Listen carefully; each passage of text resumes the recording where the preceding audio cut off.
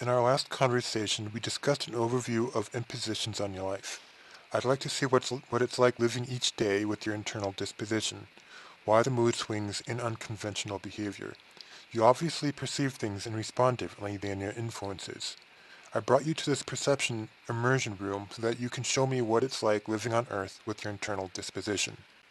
I did not forget that you lived life through the lens of three different states of conscience. By showing me what happened, we can get to the source behind your internal conflict. Life is so complex, I don't know where to begin. Perhaps I should start with these questions. What is normal? What should be normal? And who's going to set the example and standards for normality? Obviously, what happens to me, I don't wish upon anyone, because the current norms who respond to my conditions, I feel, are destroying my soul. I'm aware of my internal chaos, but my influence's behavior to me isn't helping. And so, it is time to show you what is going on. Imagine every piece of data that you receive represents a puzzle piece, a person's name, a conversation you had, every sentence that's spoken. It comes and goes with nothing to latch onto. Perhaps revisiting a singular puzzle piece often enough may be able to retain in the course of time and effort. That's just one aspect of mind disposition. The second disposition is the cognitive capacity of connection, one's ability to make logic and put pieces together. This includes math, reading in between the lines of conversations, and making informed decisions when receiving new content. Without this ability to adjust to new information and instantly make good judgment, you're on a pathological trajectory of making poor decisions. Or rather, you make decisions on your best judgment or out of naivety. Also, let's not forget how emotions entangle with decision making. As I mentioned before, it takes memory and cognitive connection to make good decisions. If any data gets compromised, altering one's ability to process emotions, the person's behavior may fluctuate when feelings are aroused. Furthermore, if emotions are repressed, data is altered, shaping the individual into a state of indifference. When feelings fade and knowledge retracts, a different state of conscience is formed, as characterized by disassociation from reality and living in one's mind, cultivating a pattern of victimization, self-medication, and compromising true purpose. I have discerned that love and intentional direction are the elements that keep the person from breaking sanity.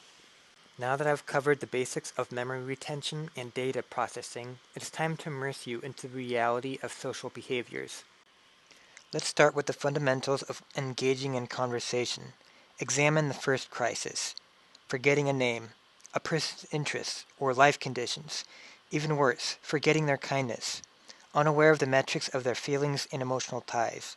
How do you think the relationship is impacted?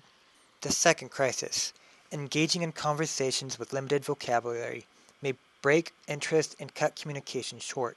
Furthermore, disassociated from topics, don't know what they're talking about, or little recall of information that was discussed not too long ago. How does that impact your social standing? The third crisis: any poor choice of words may sabotage the interaction. Anything from a joke taken wrong to loose behavior I thought was funny. They don't laugh, and then they may act peculiar shortly after. Now let's reverse roles, and they tell a joke. Their circle laughs, but I don't find anything funny about it. Fourth crisis: was longtime friends until recently, acting casually as I normally do, until something that must have triggered them. Don't know why, but they avoid interacting with me. If the individual won't talk to me, I never learn what the problem is. But with the disposition of not knowing what to do to heal a connection, I go on with my life and accept the reality of their withdrawal. Psych's disposition of trying to fill in the blanks. I form the conclusion that there must be something wrong with them, that there's a conspiracy going around about me, or that I just don't belong. Now let's try a different approach with someone else. A fifth crisis: to be with somebody who's friendly and open-minded. This person now talks about things I don't know anything about. Me, just listening, going through the ear and dissolving into empty space. An empty space that's filled with things I'd rather do with people of similar interests. I'm physically there, but disconnected. If my friends are composed of those who control the conversations and lead the activities, all I have to do is go with the flow. Eventually, recalling conscience and direction, I end up leaving the influences as our values conflict.